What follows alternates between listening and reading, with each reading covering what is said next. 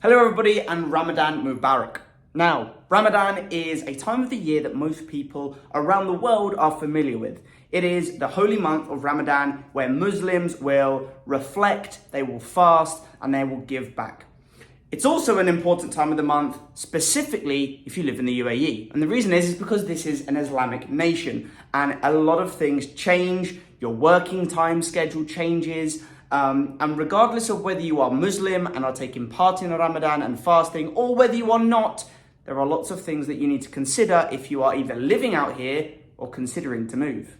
Now, the purpose of today's video is to give everybody a little bit of an insight into life in the UAE during Ramadan, what you can expect, what changes happen, and how, as in my case, as a non-Muslim, how I should behave in order to respect those around me that are fasting and are partaking in Ramadan.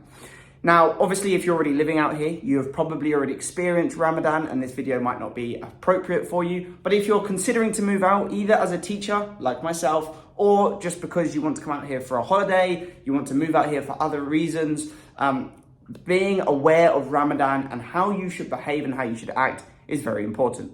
So, what changes happen here in the UAE and what do you need to know about? So, the first thing, it's not the first thing, it's the first thing I'm going to talk about, is your working hours. Now, between sunlight hours, Muslims are not meant to consume anything during Ramadan. They are fasting. They're not allowed to eat. They're not allowed to drink.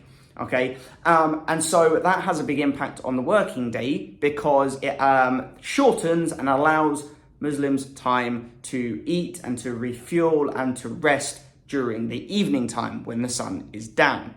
So as a teacher, what that means is that I don't start work until about 8 or 9 a.m. The children get in at about 9 a.m. and I finish at like 1:52 o'clock, Monday through to Thursday. Friday is a much shorter day, starts at 9 again, but I finish at 11:50.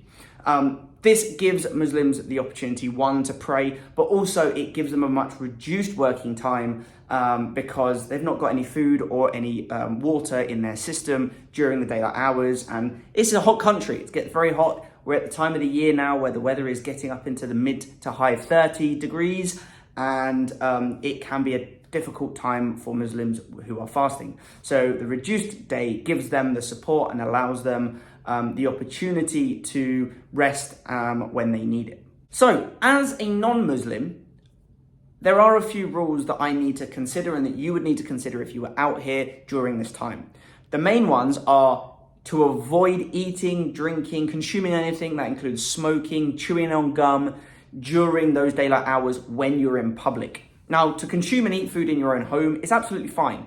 But when you're in public, whether you are in the car, whether you're walking to the local shops, whether you're on a run, you need to avoid consuming anything out of respect for those people that are fasting. Now, I will take this time to add that just because you shouldn't eat and consume things out in public, that doesn't mean that all eateries, venues, cafes, restaurants, and so on are closed during daylight hours, because that's not true.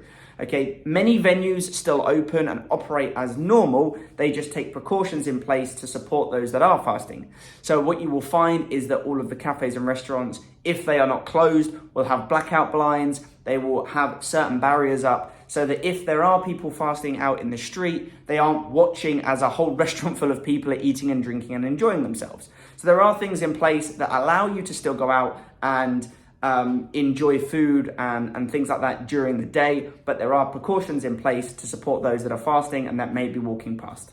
Entertainment and music. Now, this is one that might surprise some people, but again, during the time of Ramadan, tends to be frowned upon to play music out loud, again, during daylight hours.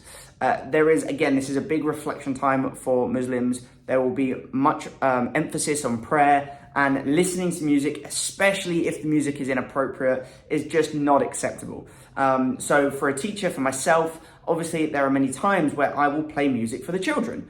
Now, obviously, none of it's inappropriate. During the day, I'm tending to play lo-fi and jazz, things that are in the background. And then maybe on a Friday, just before the end of the day, I'll play some kids bop, which is sort of child-friendly music that they might be popular, like hearing on the radio and things like that. But during Ramadan, that is not okay. So we'll play the national anthem, but other than that, every kind of bit of music is not okay. So that's another thing to consider. Now, obviously, that is specific for me as a teacher because I'm working with children and I might play music and different songs for different parts of the lessons and different roles and things like that. But even in general, if you're driving down the street, like, avoid having your stereo up loud so that everyone can hear your music, and just be mindful of that too. A wonderful thing during Ramadan is a time called Iftar. Now, Iftar is where those that are fasting break their fast for the first time, typically as the sun has just set.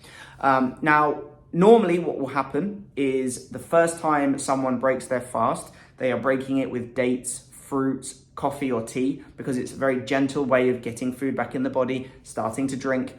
And then after an hour or so, once the person has started to digest and they've got a little bit of food on them, they will then eat a full meal. Now, many restaurants out here, cafes, hotels, will put on iftars, and it will be similar to like a brunch. So you can pay a certain amount of money, and within the next 2 or 3 hours, you can make the most of the foods that they have on offer. And obviously the chef will be making biryanis and all sorts of amazing foods, and you can come together and it's a time of celebration. You don't have to be Muslim to go to an iftar, and that often, if you make friends with a lot of Muslims out here, they will invite you to iftar to celebrate with them and to break fast with them, which is a lovely time. It's a lovely thing to experience, coming together. Normally a prayer goes along with the iftar, and you will eat and you will celebrate and you will reflect. So it's a really nice time. So if you are out here and you haven't ever been to an iftar, get yourself along to one, book one on, because it's a really enjoyable thing to do. The final thing I want to talk about, because I think that this is prominent, it's important, is if you aren't fasting, you need to have tolerance, you need to have patience, and you need to think kindly towards those that are.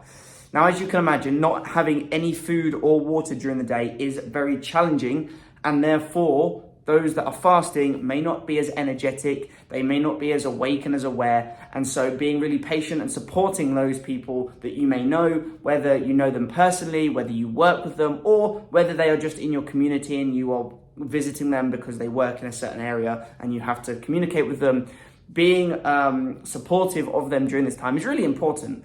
It's a really fundamental part of the culture out here, of the religion out here. And so my suggestion, I'm very mindful of it, is whoever you're interacting with, they may well be fasting, you don't know. So just be tolerant, be mindful, be supportive, because that's the right and respectful thing to do. So rather than getting a little bit short and frustrated if people are maybe being a little bit slow with certain things, or, maybe struggling with certain things, just be mindful that they may be struggling because they may well be fasting. Okay, guys, I think that is pretty much it. Like I say, Ramadan is a wonderful time of year out here in the UAE, not just because the days change, and you might see that as a benefit, especially if you aren't Muslim and you aren't used to having a much shortened day, but it is a time to really celebrate, even if you're not Muslim, to be mindful of those that are going through this time. It is a very special time for Muslims in their calendar. But I just thought it was important for me to bring up a video like this, because if you are deciding to move out here to the UAE, this is something that may not be normal for you. For me, it was definitely not something I'd ever experienced. I have had friends in the past that were Muslim back in the UK, and I knew that they were fasting and they were going through Ramadan. But for my whole day to change, and for my working hours to change, and for me to have to consider my behavior when I'm outside during this time, it's not something I've ever experienced before, and it may not be something you've experienced either. So I thought it was important to bring this video out, to hopefully inform you and to give you a bit of an idea of what you could expect during this time. Now, if you are new to the UAE, or you've moved, or you're planning on moving out here, I can assure you that wherever you decide to get a job, whether you're a teacher or otherwise, your employers will support you and will talk you through this time of the year to help you act in an appropriate way, and to be mindful of those who are fasting around you, and to be supportive. So it's not something to worry about, but it is a time of the year that you do need to be considerate of, because it's really important. Thank you very much for checking back in with me. And if you've got this far, please consider subscribing, hit the like button. And if there's anything in particular that you want to know about life out here in the UAE, about teaching abroad, about how to get a job, I know a lot of people ask me those kind of questions, then either comment down below on this video or go over and follow me on Instagram. The link will be down below, and fire away any questions and I will get back to you. Until next time, I'll see you soon. Peace out. Bye.